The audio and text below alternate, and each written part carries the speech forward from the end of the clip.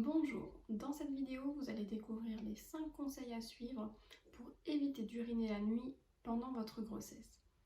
Mais avant de commencer, laissez-moi me présenter. Je suis Cathy Maillot, ostéopathe et coach, spécialisée dans l'accompagnement des femmes, que ce soit avant, pendant ou après leur grossesse.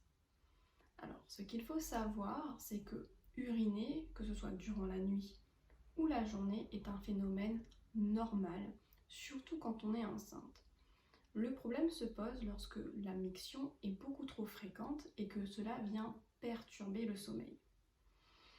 Donc, c'est important de comprendre pourquoi ce phénomène est normal pendant la grossesse. Alors, ce qu'il faut savoir, c'est que pendant le premier trimestre de la grossesse, donc pendant les 3 premiers mois et pendant les 3 derniers mois, la miction sera beaucoup plus importante pour 2 raisons. Alors, pendant le premier trimestre, c'est simplement à cause du bouleversement hormonal. Il va y avoir une production de l'hormone HCG, Il va y avoir une production de l'hormone HCG et cette hormone en fait va permettre l'implantation, donc la nidation de l'œuf pour permettre la grossesse. Donc, ce bouleversement hormonal va rendre la vessie hypersensible dans le premier trimestre. Et dans le 3e trimestre, c'est simplement la taille de l'utérus qui va venir comprimer la vessie et donc créer une hypersensibilité et des mictions fréquentes. Alors bien évidemment, même si c'est normal, même si c'est un phénomène tout à fait normal, parfois cela peut être pathologique, comme par exemple dans le cas d'une infection urinaire. Mais ça, nous en parlerons dans une autre vidéo. Alors, maintenant qu'on a vu pourquoi, pendant le premier trimestre et pendant le 3e trimestre, les femmes ont plus tendance à uriner, et maintenant je vais vous donner les 5 conseils à suivre pour éviter d'avoir cette urine trop fréquente la nuit, pour vous permettre d'avoir un sommeil réparateur, pour être en forme le lendemain et bien évidemment pour pouvoir avoir une grossesse épanouissante et sans contrainte. Alors, le premier conseil est tout simplement de boire au maximum donc tout au long de la journée et puis à partir de 4 heures, donc à partir de 16 heures de l'après-midi, vous allez commencer à réduire votre consommation d'eau pour éviter d'uriner la nuit et donc de vous réveiller. Le deuxième conseil, c'est tout simplement d'éviter toutes les boissons qui contiennent des molécules diurétiques. Donc c'est à la fois le café, le thé, le chocolat, les boissons gazeuses. Alors toutes ces boissons vont contenir, et le chocolat vont contenir de la caféine, et la caféine va être diurétique. Et donc c'est pour ça qu'on aura plus envie de faire pipi. Et vous allez également du coup retirer les plantes, donc les tisanes que vous allez pouvoir boire à base de plantes diurétiques. Donc on parle souvent de vigne rouge pour les femmes enceintes qui ont des problèmes de jambes lourdes. Alors ça ne veut pas dire que vous ne devez pas en boire, mais tout simplement vous en buvez jusqu'à 4 heures.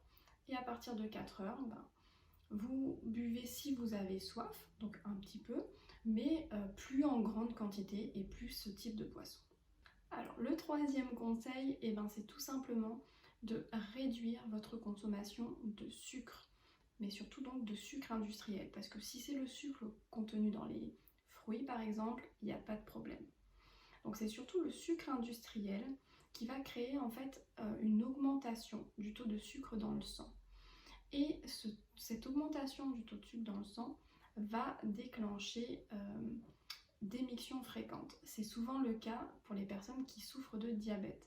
En fait, comme il y a une trop forte augmentation du taux de sucre dans le sang, l'organisme il ne peut pas le traiter puisqu'il a soit pas la capacité d'utiliser l'insuline, ou soit il n'a pas la capacité de produire suffisamment d'insuline qui va réguler ce taux de sucre. Donc le plus simple quand on est enceinte, c'est de manger du sucre naturel, donc présent dans les fruits, dans le miel par exemple, mais d'éviter absolument tout ce qui est sucre industriel.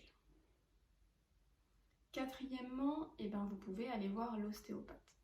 Alors comme je vous ai expliqué tout à l'heure, la position de l'utérus, donc qui va grossir et qui va venir appuyer sur la vessie, puisque la plupart du temps les femmes ont tendance à avoir l'utérus vers l'avant, et bien en allant voir l'ostéopathe, il va pouvoir travailler sur votre bassin au niveau de vos organes, donc au niveau de l'utérus, au niveau de la vessie, pour pouvoir venir dégager et redonner en fait de la liberté dans le bas de votre ventre pour que du coup vous ayez moins cette pesanteur abdominale.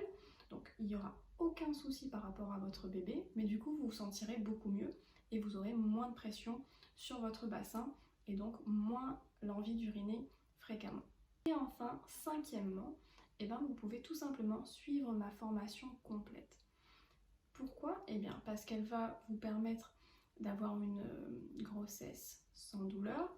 Vous allez libérer la pression dans votre petit bassin et donc vous vous sentirez mieux, le bassin sera préparé pour l'accouchement, il y aura moins de douleur, moins d'appréhension et du coup votre grossesse sera plus épanouie et vous aurez vraiment l'impression de la vivre, de la préparer et non pas de la subir. Alors voilà, vous savez maintenant comment faire pour éviter d'uriner trop fréquemment la nuit. Il ne vous reste plus qu'à passer à l'action. En attendant, si vous avez aimé cette vidéo, n'hésitez pas à mettre un pouce et puis à la partager. Et évidemment, si vous avez des questions, vous pouvez m'envoyer un email pour que je puisse y répondre de manière personnalisée. Sur ce, je vous souhaite une bonne journée et on se retrouve bientôt dans une prochaine vidéo. À bientôt.